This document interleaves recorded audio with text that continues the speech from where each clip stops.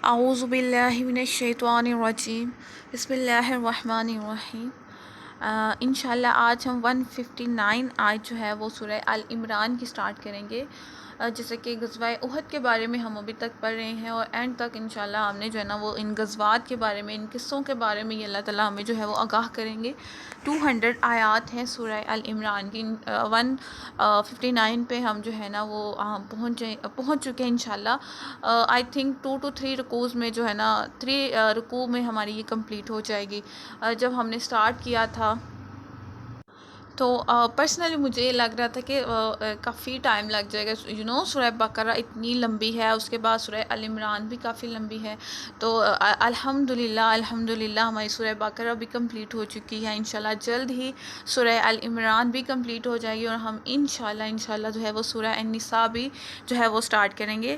سو ہم اپنا جو ہے وہ لیسن سٹارٹ کرتے ہیں، آیت پر سٹارٹ کرتے ہیں کہ اللہ پاک فرماتے ہیں فَبِمَا پس رحمت من اللہ سے، پس اللہ کی رحمت سے ہیں، لنتا نرم دل۔ کس کی بات ہو رہی ہے یہاں پہ؟ ہمارے نبی پاک صلی اللہ علیہ وآلہ وسلم کی بات ہو رہی ہے۔ اتنی خوبصورت آیت مجھے لگتی ہے کہ اللہ تعالیٰ اتنی خوبصورتی سے کہتے ہیں کہ یہ اللہ تعالیٰ کی رحمت ہے کہ نبی پاک صلی اللہ علیہ وآلہ وسلم جو ہے تمہارے لیے نرم ہے، لہم ان کے لیے۔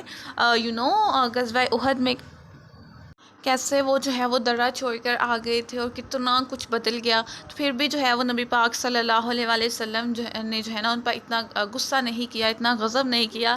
آلریڈی اللہ تعالیٰ نے جو ہے نا وہ کافی ان کو ڈانٹ دی۔ اللہ تعالیٰ نے ڈیفینیٹلی جب ہم جن سے پیار کرتے ہیں، یہ میری بات آپ یاد رکھیے گا کہ جن سے ہم پیار کرتے ہیں نا بہت زیادہ، اور ہم ڈانٹتے بھی انہیں کو، یہاں پورے حق سے ڈانٹتے ہیں، اور کہ وہ لوگ جو ہے نا دوبارہ غلطی نہ کریں، دوبارہ جو ہے نا وہ اس راستے پر نہ چلیں، دوبارہ ان سے کوئی ایسی جو ہے نا وہ غلطی نہ ہو جائے۔ تو اللہ تعالیٰ تو الحمدللہ اتنا پیار کرتے ہیں مومنوں سے کہ جس کی کوئی حد نہیں ہے۔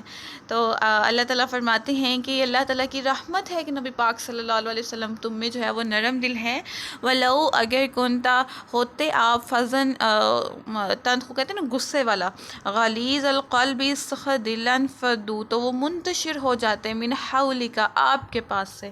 آپ دیکھیں یہاں پہ اللہ کہہ رہے ہیں، ہوتے ہیں نا ایسے اکثر ہوتا ہے کہ آپ کسی سے، ایون آپ اپنی اگزامپل لے لیں کہ اگر ہم کسی ایسے بندے سے بات کر رہے ہوں کہ جب بھی ہم اس سے بات کریں وہ غصہ کرنے لگ جائے، یا کبھی اتنے اچھے سے بات نہ کرے، تو ہم اس سے بات کرتے ہوئے بھی جو ہے نا وہ کہتے ہیں کہ چھوڑو، اس نے تو غصہ ہی کرنا ہے، اس سے ہم بات ہی نہیں کریں گے۔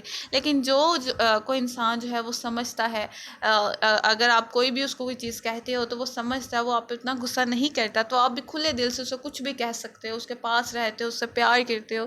تو یہ اللہ تعالیٰ جو ہے نا یہاں پہ اگزامپل دے رہے ہیں کہ دیکھو نبی پاک صلی اللہ علیہ وسلم کا یہ بہت اللہ تعالیٰ کا کرم ہے کہ وہ نرم دل ہیں، اور اگر وہ غصے والے ہوتے تو یہ جو لوگ آپ کے ارد گرد جتنے صحابہ تھے وہ منتشر ہو جاتے۔ اور ہمارے لیے بھی یہ اس آیت میں سبق ہے کہ ہم بھی جو ہے نا وہ اپنا نرم دلی سے جو ہے نا وہ کام کریں، غصے میں نہ اتنی جلدی آیا کریں، جب بھی کسی سے بات کریں پیار سے بات کریں، خلوص سے بات کریں کہ اگلا بھی خوش ہو جائے جب آپ اس سے بات کر رہے ہوں۔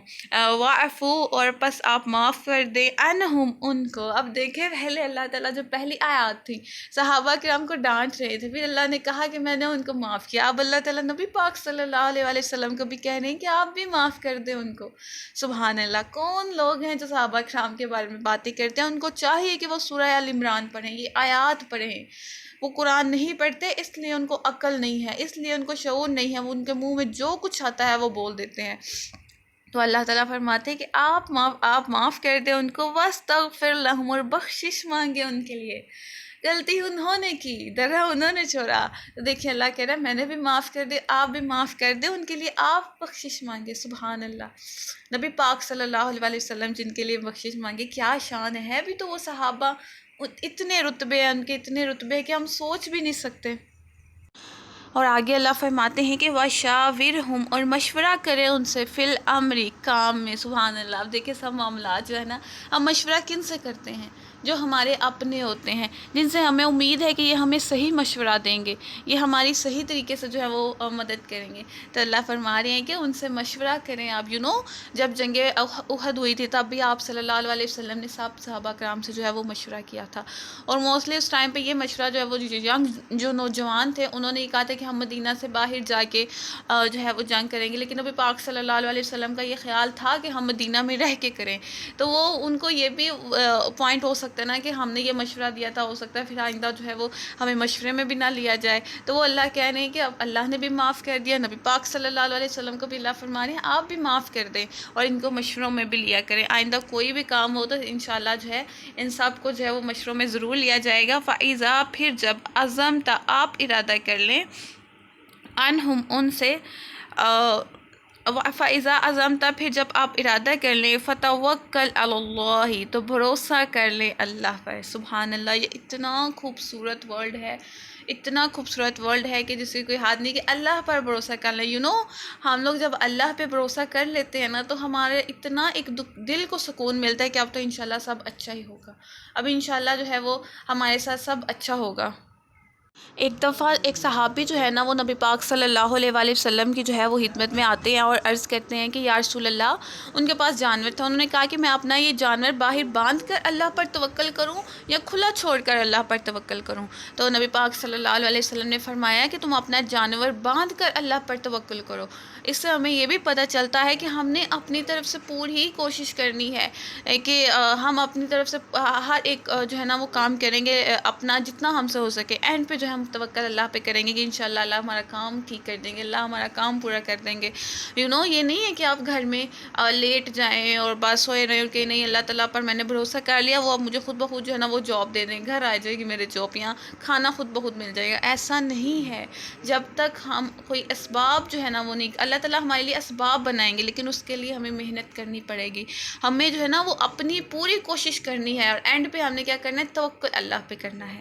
ایک روایات میں آتے کہ جو ہے رابعہ بصری کے بارے میں پڑھ رہی تھی کہ ان کا جو ہے ایک دن ایسا ہوا کہ ان کے گھر مہمان آ گئے. اب ان کے گھر انہوں نے اپنی جو نوکرانی جو لونڈی تھی اس کو کہا کہ روٹیاں دیکھو، تو اس نے کہا صرف ایک روٹی ہے گھر میں پڑی ہوئی. تو اب انہوں نے کہا اچھا یہ ایسا کرو کہ جو ہے نا یہ اللہ کی راہ میں دے آؤ. اب ان کی لونڈی کہنے لگی کہ ایک ہی روٹی ہے گھر میں، وہ بھی اب میں وہ بھی ہم کسی غریب کو دے دیں. تو آپ نے کہا ہاں ایسا ہی کرو. اب جو ہے وہ اللہ کی راہ میں دے آتی ہیں. کچھ دیر ہوتی ہے کہ دروازہ نوک ہوتا ہے، اس ٹائم کا جو بادشاہ ہوتا ہے اس کا کوئی غلام جو ہے نا وہ ہاتھ میں اس نے دسترخوان لیا ہوتا ہے اور 6 روٹیاں جو ہے نا اس نے اس کے ہوتی ہیں اور کھانا وغیرہ ہوتا ہے وہ ان کو دیتا ہے، وہ لے لیتی ہیں اور وہ اپنی لونڈی سے کہتی ہیں جو نوکرانی ہوتی ہے اس کو کہتی ہیں کہ جاؤ یہ جو روٹیاں یہ بھی اللہ کی راہ میں دے آؤ. تو اب جو ہے وہ دوبارہ سے دے آتی ہیں. کچھ دیر گزرتی ہے کہ دوبارہ ان کا نوکر آتا ہے اور وہ 8 روٹیاں جو ہے نا وہ دے کر جاتا ہے، 7 سالن ہوتا ہے.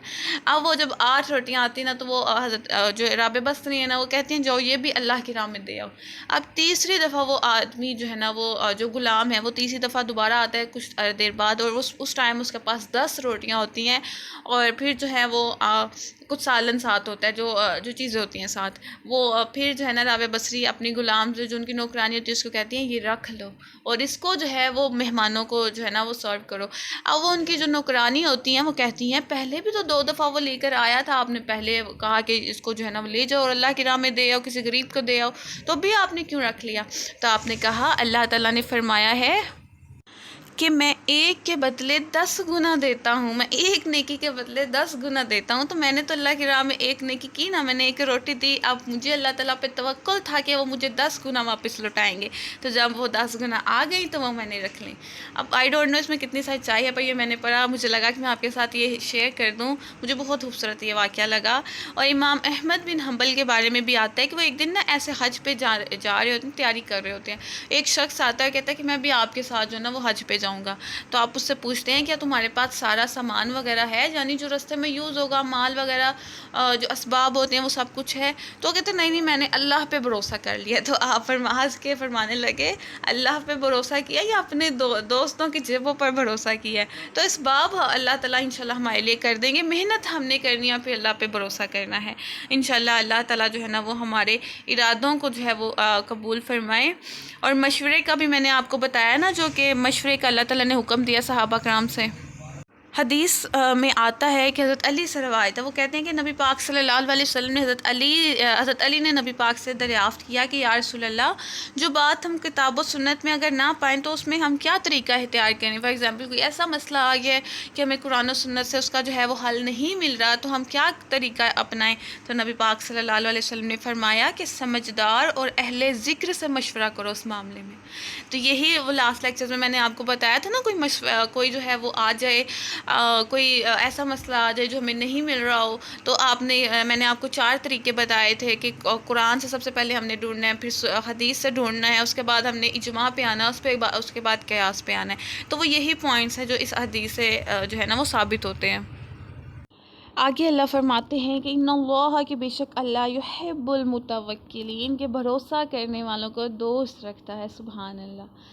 اور دوست تو سبحان اللہ، ہم تو سب چاہتے ہیں کہ ہمیں اللہ کی جو ہے وہ دوستی مل جائے، تو مکمل بھروسہ کر لیں اللہ پر، کہ بس آپ اپنی طرف سے پوری کوشش کریں اور اللہ پہ چھوڑ دیں کہ اللہ میں نے آپ پہ چھوڑ دیا، میرے لیے اس میں بہترین کر دے، میرے لیے جو اس میں بہتر ہے وہ میرے لیے کر دے۔ انشاءاللہ دیکھیے گا کہ کیسے کیسے اللہ جو ہے نا وہ آپ کی مدد کریں گے۔ آگے اللہ فرماتے ہیں ان اگر ینصرکم اللہ، وہ مدد کرے تمہاری اللہ، فلا غالبہ، تو نہیں غالب آنے والا، لکم تم پر، وَإِنْ، اور اگر یحزلکم، وہ تمہیں چھوڑ دے، فمن، تو کون ذا الذی، جو کوئی ینصرکم، تمہاری مدد کرے۔ اللہ فرماتے ہیں کہ اگر اللہ تمہاری مدد کرے نا تو کوئی تم پر غالب نہیں آنے والا، ٹھیک ہے؟ اگر پوری دنیا کے لوگ جو ہیں وہ کسی ایک انسان کو جو ہے اس کے خلاف پروپیگنڈا کریں، اس کو مارنے کی کوشش کریں، اگر اللہ اس ایک بندے کے ساتھ ہے نا تو اس کو وہ کوئی ہاتھ بھی نہیں لگا سکتا، کوئی اس کو چھو بھی نہیں سکتا۔ لیکن کوئی ایک بندہ کہ جس کی پوری دنیا مل کے اس کی بھلائی کی کوشش کرے، جب تک اللہ نہیں چاہتے اس کی بھلائی نہیں ہو سکتی۔ تو اللہ فرماتے ہیں کہ اللہ اگر چھوڑ دے تو کون تمہاری مدد کرے گا؟ من بعدہ، اس کے بعد، فعلی اللہ، اللہ ہی پر، فلیتوکل المؤمنین، چاہیے کہ مومنین بھروسہ کریں، چاہیے کہ کوئی بھی مشکل آئے، کوئی بھی پریشانی آئے، مت پریشان ہوا کریں، مت جو ہے وہ ڈفرینٹ وسوسے آ جاتے ہیں، آئی نو وی آر ہیومنس، بہت سی چیزیں آ جاتی ہیں دل میں، تو ہمیشہ اللہ پہ بھروسہ رکھیں، اللہ انشاءاللہ یہ بھی وقت گزر جائے گا، اچھا وقت بھی آتا ہے، برا وقت بھی آتا ہے، اللہ یہ بھی وقت گزار دیں گے، اللہ انشاءاللہ اس میں بھی ہمارے لیے کوئی بہتری ہوگی، کوئی ہمارے لیے اچھائی ہوگی۔ تو ہمیشہ ہمیشہ ہر حال میں، کوئی بھی آپ پر حال ہو، کہیں اللہ جس حال میں آپ ہمیں رکھیں ہم خوش ہیں، ہمیشہ اللہ پر بھروسہ رکھیں۔ آگے اللہ فرماتے ہیں کہ وما، اور نہیں، کانا ہے النبی، جن نبی کے لیے، ان یغل، کہ وہ چھپائے۔ اچھا، اس کا میں آپ کو نا تھوڑا سا شان نزول بتا دیتی ہوں کہ اس آیت کا 2 روایات ملتی ہیں، اس کی آیت کے نازل ہونے کی کیا وجہ تھی، کہ ایسا ہوا کہ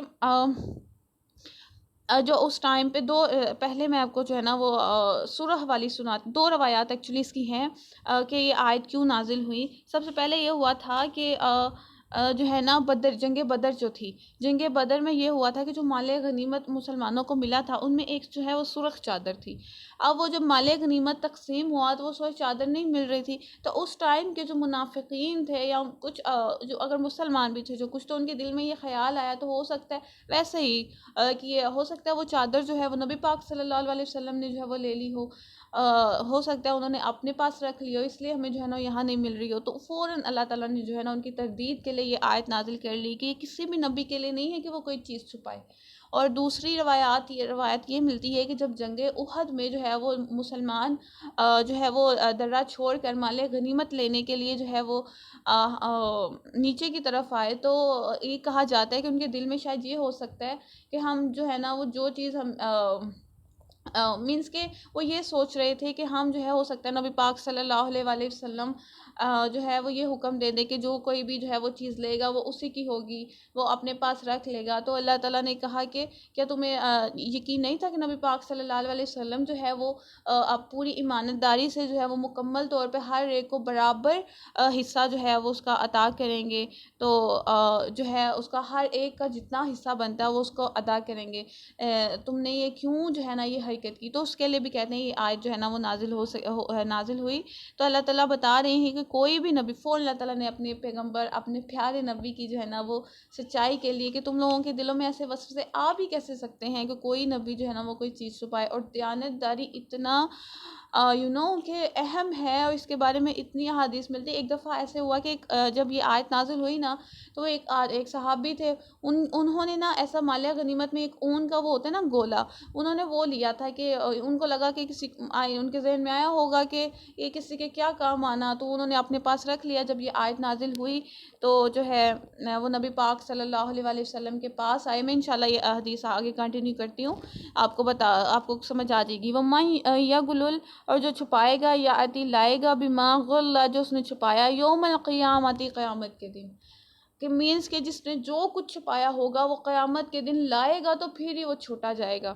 تو اب کیا ہوا کہ وہ جب صحابی نے یہ آیت سنی تو وہ ان کا جو گولا تھا وہ لے آئے اور کہنے لگے کہ یا رسول اللہ مجھے معاف کر دیں, یہ تو مال غنیمت کا حصہ ہے, یہ لیں آپ, یہ لے لیں. تو نبی پاک صلی اللہ علیہ وسلم نے فرمایا کہ یہ میں اب کس کو تقسیم کروں, مال غنیمت جو حصہ تھا وہ تو اتنے سارے لوگوں کا تھا, اب یہ تم قیامت کے دن ہی لے کر آؤ گے. تو نہ جو ہے وہ بتایا جاتا ہے اور کہا جاتا ہے کہ قیامت کے دن ایسا ہوگا کہ لوگ جو ہیں وہ ان کے کندھوں پر بکریاں جو ہے نا وہ ہوں گی, اور وہ جب بوجھ ہوگا ان کے کندھوں پر, اور وہ نبی پاک صلی اللہ علیہ وسلم کو جب دیکھیں گے ان سے درخواست کریں گے کہ ہمارا یہ بوجھ کسی طریقے سے اتروا دے, تو نبی پاک صلی اللہ علیہ وسلم انہیں کہیں گے کہ میں نے دنیا میں تم پر اپنا پیغام پورا کر دیا تھا, یہ تم نے خود خیانت کی ہے تو تمہیں اس کا بدلہ ملا ہے.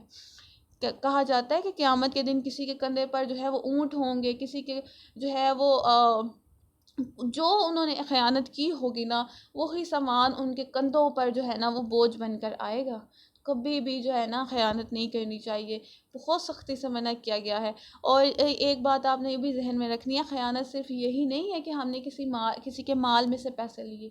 خیانت یہ بھی ہے کہ اگر کوئی آپ سے کوئی بات شیئر کر رہا ہے, فار ایگزامپل آپ کی فرینڈ نے آپ سے کوئی بات شیئر کی ہے کہ یہ میری بات ہے, وہ آپ سے پرسنلی اپنی بات شیئر کر رہی ہے, اور آپ پر یہ فرض بنتا ہے کہ آپ اس کی اس بات کو امانت رکھیں, کسی اور کو شیئر نہ کریں. آج کل کیا ہوتا ہے, کوئی ایک ہم سے بات کرتا ہے تو ہم اپنی دوسری دوست کو جو ہے نا وہ بتا دیتے ہیں, کہتے ہیں تم نے آگے نہیں بتانا, وہ پھر آگے کسی اور کو بتاتی ہے اور اس کو کہتی ہے کہ تم نے نہیں بتانا. ایسا پورے معاشرے کو, پورے وہ جو گروپ ہوتا ہے اس کو پتہ چل جاتی ہے. تو یہ بھی آپ نے دھیان رکھنا ہے کہ اگر کوئی آپ کو اپنی جو ہے وہ اپنا کوئی چیز بتا رہا ہے تو آپ نے اس کی امانت رکھنی ہے. کوئی بات بتا رہا ہے تو اس کو صرف اپنے تک رکھیں, صرف جو ہے نا وہ کوئی آپ پر بھروسہ کر رہے نا کہ یہ میں اس کو یہ بات بتا رہا ہوں, یہ آگے نہیں بتائے گا, تو آپ نے اس کے بھروسے پر پورا اترنا. اللہ تعالیٰ ہر چیز کا حساب لیں گے. ثم پھر توفیٰ پورا دیا جائے گا, کل نفس ہر شخص کو, ما کسبت جو اس نے کمایا, وہم لا یظلمون اور نہ ظلم کیا جائے گا. اللہ کہتے ہیں اللہ کو کیا پڑی ہے کہ وہ بندے پر ظلم کرے گا, بندہ خود ہی ایسے اعمال کرتا ہے, خود ہی اپنے پر ظلم کرتا ہے, اللہ بندے پر ظلم نہیں کرتا. آگے اللہ فرماتے ہیں فمن اتبع, تو کیا جس کی پیروی رضوان رضا اللہ کی کمن, اس کے معنی ہے کہ با لوٹے بسخط غصے کے ساتھ, من اللہ سے, وہ مأواہ اس کا ٹھکانہ جہنم ہے, وہ بئس المصیر اور وہ برا ٹھکانہ ہے. اب اللہ تعالیٰ یہاں بیان کر رہے ہیں کہ کیا وہ لوگ جو اللہ کی پیروی کرتے ہیں اور وہ لوگ جو نان مسلمس ہیں جو اللہ کی پیروی نہیں کرتے, کیا یہ لوگ برابر ہو سکتے ہیں؟ یہ لوگ ہرگز بھی برابر نہیں ہو سکتے. یہ لوگ جو اللہ کی پیروی کرتے ہیں ان کے لیے تو جنتوں کی بشارتیں ہیں, جو لوگ اللہ کے احکامات کی نافرمانی کرتے ہیں وہ لوگ تو جہنم ٹھکانہ ہے ان کا, اور وہ بہت بری جو ہے وہ جگہ ہے. اور آگے اللہ فرماتے ہیں ہم ان کے درجات درجے ہیں عند اللہ اللہ کے پاس. اب دیکھیں ہمیں کہا جاتا ہے نا کہ جنت میں درجے ہیں, ڈفرینٹ درجے ہیں, اور اتنی خوبصورت احادیث ملتی ہیں کہ جس کی کوئی حد نہیں, کہ جس نے حفظ کیا ہوتا ہے. سبحان اللہ. قیامت کے دن اللہ فرماتے ہیں کہ اس کو فرمایا جائے گا کہ ایک ایک آیت پڑھو اور ایک ایک درجے پہ, جیسے ہوتی ہے نا ایک ایک سیڑھی پہ چڑھتے جانا, تم ایک ایک آیت پڑھ کے ایک ایک درجے پہ چڑھتے جاؤ. سبحان اللہ. اور جب آخری آیت آئے گی تو وہ آخری درجہ ہوگا. سبحان اللہ. سوچیں کتنی آیات ہیں, کتنے درجے پر پہنچیں گے جو حفاظ ہیں. بہت قسمت والے ہوتے ہیں جو لوگ قرآن حفظ کرتے ہیں. اور اتنی ان کے ماں باپ کے لیے اتنی بشارتیں ہیں کہ ان کے ماں باپ کو نور کے ممبروں پر بٹھایا بٹھایا جائے گا، ان کے لیے تخت ہوں گے، ان کو جو ہے وہ سونے کے تاج پہنائے جائیں گے، سبحان اللہ۔ اور حفاظ کے لیے یہ بھی آتے ہیں کہ جو لوگ حفظ کرتے ہیں اللہ ان کو کہے گا کہ جس کو چاہو تم جنت میں لے جاؤ اپنے ساتھ، سبحان۔ اتنی فضیلتیں ہیں قرآن کو سیکھنے کی، قرآن کو سمجھنے کی۔ میری چھوٹی الحمدللہ میری چھوٹی سسٹر ہے، اس نے حفظ کیا ہوا ہے، اور جب ہم یہ حدیث پڑھ رہے تھے نا کہ ایسے وہ لوگ جنت میں لے کے جائیں گے، تو میری ماما، ہمارے گھر والے، ہم سارے بیٹھے ہوئے تھے، ہم اس کو کہے تھے دیکھو، ہم اس کا چھوٹی سسٹر کا نام لے کے اس کو کہے تھے دیکھو تم نے جنت میں اکیلے نہیں جانا، یہ نہ ہو کہ تم اکیلے چلے جاؤ، اللہ تعالیٰ سے کہنا ہے کہ مجھے میری فیملی کے ساتھ بھیجے، ہم سب کو تم نے جنت میں لے کے جانا ہے، یہ بات یاد رکھنی ہے۔ تو ہم اس کو پکا کر رہے تھے کہ دیکھو ہمیں بھی ساتھ لے کے جانا، کیونکہ یہ تو اللہ کا وعدہ ہے اور اللہ تو اپنا وعدہ پورا کرتے ہیں، انشاءاللہ انشاءاللہ اللہ تعالیٰ ہمیں بھی جو ہے وہ جنت میں جگہ عطا فرمائے، آمین۔ تو اللہ فرماتے ہیں کہ جیسے ہی جنت کے درجے ہیں نا، اسی طریقے سے جہنم کے بھی درجے ہیں، ایسا نہیں ہے کہ کسی نے کوئی بھی گناہ کیا تو اس کو بس جہنم میں پھینک دیا جائے، ایسے نہیں ہے، جہنم کے درجے ہیں۔ اور ہم نے پڑھا تھا کہ جو منافق ہیں وہ جہنم کے سب سے نیچے والے درجے میں رہیں گے۔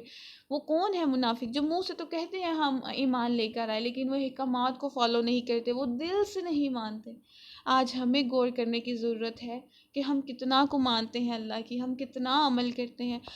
اکثر ہم لوگوں کو کہتے ہیں کہ آئیں قرآن سیکھیں، اس طرف آئیں، تو وہ لوگ میں نے اکثر یہ کہتے ہوئے لوگوں کو سنا ہے کہ نہیں، قرآن کے احکامات بڑے مشکل ہیں، اگر ہم فالو ہی نہیں کر سکتے، اگر ہم نے قرآن سیکھ لیا، اگر کسی نے ترجمہ کر لیا تو وہ تو پھر اگر وہ عمل نہیں کرے گی تو اس کو تو ڈبل سزا ملے گی۔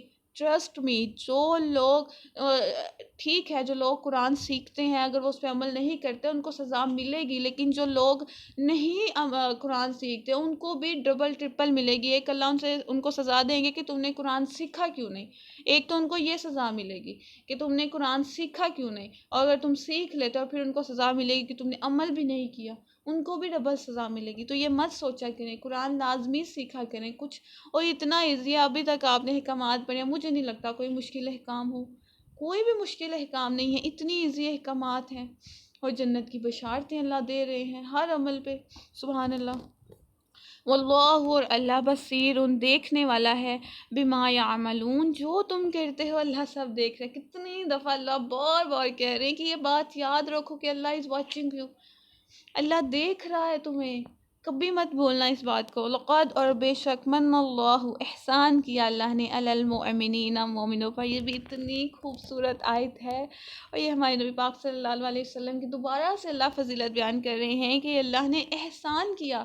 احسان کیا ہوتا ہے؟ کہ کسی کو جو ہے نا اس کی نیکی سے بڑھ کر دینا، ٹھیک ہے، کوئی ہم کسی کو چیز دے رہے ہیں تو اس کو اور خوشی میں ہم بڑھ کر دینا۔ تو اللہ کہتے ہیں کہ میں نے مومنوں پہ ایک ویسے ہی چیز دینا ہوتا ہے کہ چلو میں نے تمہیں یہ چیز دی، ایک احسان ہوتا ہے کہ ہم خوشی میں بڑھ کے، چلو آج میرا رزلٹ آیا، آج میں خوشی میں مٹھائی بانٹوں گا، آج میں بہت خوش ہوں تو آج میں یہ جو ہے وہ کام کروں گا، ایکسٹرا کام کروں گا، ایکسٹرا کسی کی ہیلپ کروں گا۔ اللہ بھی وہ احسان، اللہ کہہ رہے ہیں میں نے تم پہ احسان کیا ہے، ٹرسٹ می۔ اور موسٹلی اللہ تعالیٰ نے اتنی دفعہ کبھی کچھ کہا ہے میں نے تمہیں دیا، کبھی کچھ کہا ہے میں نے تمہیں آنکھیں دی، میں نے تمہیں ناک دیا، میں نے تمہیں زبان دی، اتنا ایون اللہ تعالیٰ نے اتنی نعمتیں دی، اللہ نے کہیں نہیں کہا کہ میں نے تم پہ احسان کیا ہے، کہیں نہیں کہا۔ یہ اللہ تعالیٰ نبی پاک صلی اللہ علیہ وآلہ وسلم کے بارے میں فرما رہے ہیں کہ ان کو تم میں بھیج کر میں نے احسان کیا ہے، سبحان اللہ۔ علی المؤمنین اذ بعث، جب ہم نے کہ بھیجا ہم نے، فیہم ان میں رسول، ایک رسول، سبحان اللہ، یہ ہم پر احسان اللہ نے کیا ہے، سبحان اللہ۔ رسول، ایک رسول، من انفسہم، کہ انہی میں سے ہم نے ایک رسول بھیجا، یتلو علیہم، جو پڑھتے ہیں ان پر، آیات ہی، ان کی آیات۔ اور دیکھیں اگر نبی پاک صلی اللہ علیہ وآلہ وسلم اگر نہ آتے ہم میں، جیسے وہ لوگ کہتے تھے کہ فرشتے کیوں نہیں نازل ہوئے، فرشتے اللہ بھیج دیتا اپنے احکامات کو بتانے کے لیے، تو اگر ٹرسٹ میں فرشتے بھی آ جاتے تو پھر بھی ہم لوگوں نے کہنا تھا، ہم لوگوں نے باز نہیں آنا تھا، ہم لوگوں کو باتیں سنانی تھی کہ اللہ وہ ہم انسان ہیں، ہم نے جو ہے نا اب اتنے ہم میں فیلنگس ہے، اب ہم نے اگر سود فار ایگزامپل سود لے رہے ہیں تو ہم تو کہتے ہیں کہ اللہ اب فرشتوں کو کیا پتہ، ہم نے تو اب اپنے بچوں کا پیٹ پالنا ہے، ہم نے تو یہ کام کرنا ہے، اب ہمیں تو یہ کام کرنا پڑتا ہے۔ تو اللہ تعالیٰ نے پریکٹیکلی انسان کو انسان میں جو ہے نا وہ بنا کے پیغمبر بھیجا، اور وہ بھی افضل ترین انسان کو، ہمارے پیغمبر الحمدللہ جن کی ہم امت ہیں، بنا کر بھیجا۔ کہ وہ ہم میں جو ہے وہ ہماری قرآن کی آیات پڑھتے ہیں، وَيُزَكِّيهِمْ انہیں پاک کرتا ہے، وَيُعَلِّمُهُمُ الْكِتَابَ اور انہیں سکھاتا ہے کتاب، پاک کرتے ہیں ہمارے دلوں. جب آپ قرآن پڑھتے ہیں آپ کو ایک سکون سا فیل نہیں ہوتا؟ ایسا نہیں لگتا کہ ہمارے جو دل سے کچھ چیزیں نکل رہی ہیں، جو گناہ ہیں وہ صاف ہو رہے ہیں، ہم پاک ہو رہے ہیں؟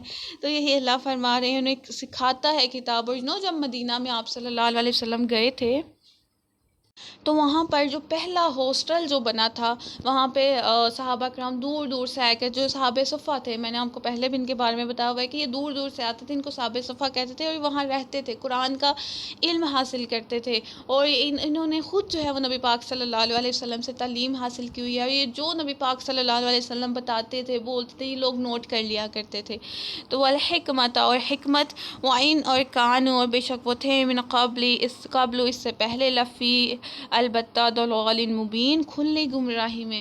نبی پاک صلی اللہ علیہ وسلم کے آنے سے پہلے وہ کتنی گمراہی میں، کتنی بدعات آ گئی تھی ان میں. وہ کیسے وہ حج بھی کرتے تھے، عمرے بھی کرتے تھے، وہ یہ نہیں کہ مسلمان نہیں تھے، مسلمان تھے، لیکن ان میں بہت سی نئی چیزیں آ گئی ہوئی تھیں، ایسی ایسی چیزیں آ گئی ہوئی تھیں جو بالکل اللہ کے احکامات کے اپوزٹ تھیں. تو اللہ تعالیٰ نے پھر ان پر جو ہے وہ نبی پاک صلی اللہ علیہ وسلم کو بھیج کر ان پر احسان کیا.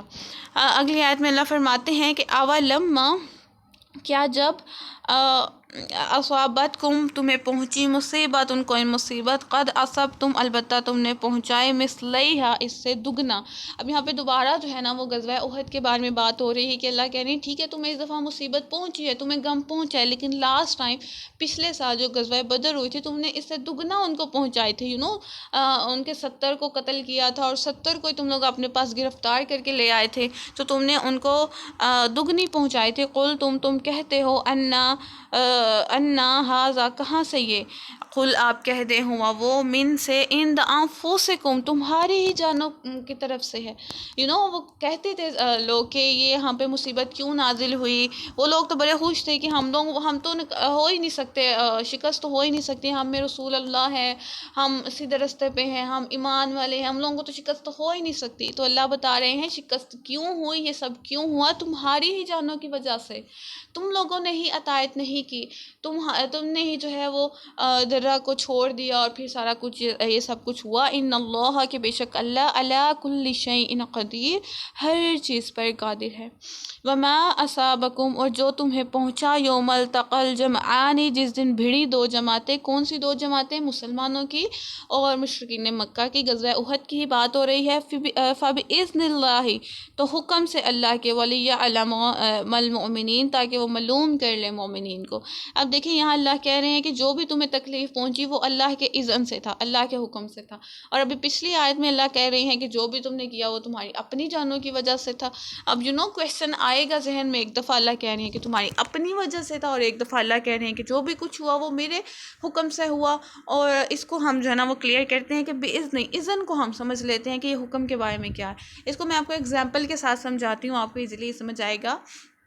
کہ فار ایگزامپل اللہ نے مجھے، میں اپنی ایگزامپل دیتی ہوں کہ مجھے اس دنیا میں بھیجا، اور اللہ تعالیٰ نے یہ مجھے اذن دیا، حکم دیا کہ میں اس دنیا میں جاؤں، اور میں اپنی مرضی سے جو ہے نا وہ رستہ جو ہے نا وہ تلاش کروں. ٹھیک ہے، یہ اللہ نے مجھے، یہ اللہ کا حکم تھا کہ میں اس دنیا میں جاؤں، اس میں فائدہ حاصل کروں، اور جو ہے نا اپنی مرضی سے جو ہے نا میں وہ رستہ تلاش کروں. اللہ نے جو ہے نا وہ 2 رستے مجھے دے دیے. ٹھیک ہے، اب اللہ نے ادھر میری مرضی چھوڑ دی. ٹھیک ہے، اللہ نے اپنا حکم نہیں کیا، اللہ نے میرے پر چھوڑ دیا کہ میں کون سا رستہ جو ہے نا وہ چوز کرتی ہوں.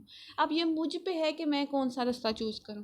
یہی اذن کے بارے میں ہے کہ اللہ نے ان کو حکم تو مینس کہ اللہ تعالیٰ نے ان کو دنیا میں بھیجا، سب کچھ واضح تھا، سب کچھ اللہ نے کلیئر کر دیا، لیکن رستہ تو ان کے پاس تھا نا. اب وہ کیا کرتے ہیں، اس پہ کیسے چلتے ہیں، کون سا اڈاپٹ کرتے ہیں، وہ یہ اب ان پہ ہے. تو آئی تھنک آپ کو جو ہے نا اس سے ایگزامپل سے کلیئر ہو جائے گا اس بارے میں. اور اللہ یہ بھی جان لے کہ کون ایمان والا ہے. اب اللہ کو پتہ چل جائے گا کہ کون سا سیدھا رستہ چوز کرتا ہے اور کون سا جو ہے وہ ڈگمگا جاتا ہے. وَلِيَعْلَمَ، اور تاکہ جان لے، الَّذِينَ، ان لوگوں کو جنہوں نے نفقوا، جو منافق ہوئے. اب یہاں پہ منافقین کی بات آ رہی ہے. اللہ منافقین کا کھول کے بیان کریں گے کہ وَقِيلَ، اور کہا گیا، لَهُمْ انہیں، تعالوا، آؤ، قاتلوا لڑو فی سبیل اللہ، اللہ کی راہ میں. یہ منافقین کی بات ہو رہی ہے، یہ اس وقت کی بات ہو رہی ہے جب وہ عبداللہ بن ابی سلول اور اس کے 300 جو وہ لوگ تھے، وہ لوگ جانے لگے کہ ہم لوگ نہیں لڑیں گے، ہم لوگ جانے لگے ہیں. تو نبی پاک صلی اللہ علیہ وسلم نے فرمایا کہ تم لڑو، اگر سچے ہو مومن ہو تو لڑو اللہ کی راہ میں. ابھی دفاع یا دفاع کرو کہ اگر تم نہیں بھی لڑنا چاہتے تو ایسے دفاع کے لیے کھڑے ہو جاؤ کہ ان لوگوں کو لگے گا کہ ان کے پاس کافی لوگ ہیں، زیادہ لوگ نظر آئے تو ایک ہوتا ہے، ایک پاور بھی ایک نظر آتی ہے. تو آپ نے کہا کہ ایسے فیل ہوگا کہ دفاع تم ہماری کر لو گے، تم لڑنا نہیں چاہتے. قالوا وہ بولے لو نعلم اگر ہم جانتے قتالا جنگ لاتبعناکم ضرور تمہارا ساتھ دیتے. ہی دیکھیں ان کے بہانے، یہی ان کے بہانے تھے. یہی اللہ تعالیٰ نے ان کا جو منافقانہ طریقہ تھا وہ ظاہر کرنا تھا. اس جنگ میں منافق بھی ظاہر ہو گئے کہ کون سے منافق ہیں، کون سے جو ہے وہ اللہ تعالیٰ کے دین کو صحیح طریقے سے فالو نہیں کرتے. بہت کچھ جو ہے نا ظاہر ہو گیا. ہم وہ للکفری کفر کے لیے یوم اذن اس دن اقرب زیادہ قریب تھے، منہم للایمانی بنسبت ایمان کے. اللہ فرماتا ہے اس دن جب انہوں نے یہ حرکت کی، وہ مسلمانوں کو اکیلا چھوڑ کر آگے، اس دن وہ لوگ ایمان سے زیادہ کفر کے قریب تھے. اللہ اکبر. یقولون وہ کہتے ہیں بھی افواہم اپنے منہ سے، ما لیس جو نہیں فی قلوبہم ان کے دلوں میں. یعنی وہ منہ سے ڈیفینیٹلی مسلمانوں کا ساتھ دیتے تھے کہ اگر ہمیں لڑنا آتا تو ہم ضرور لڑتے، حالانکہ وہ دل میں ڈر رہے تھے. وہ لوگ ان کے دلوں میں کچھ اور تھا، ان کے دلوں میں بغض تھا. تو اللہ تعالیٰ کہتے ہیں جو ان کے منہ پہ ہے وہ ان کے دل میں نہیں ہے، اور جو ان کے دلوں میں ہے وہ ان کے منہ پہ نہیں ہے. واللہ اور اللہ اعلم خوب جانتا ہے بما یکتمون جو وہ چھپاتے ہیں.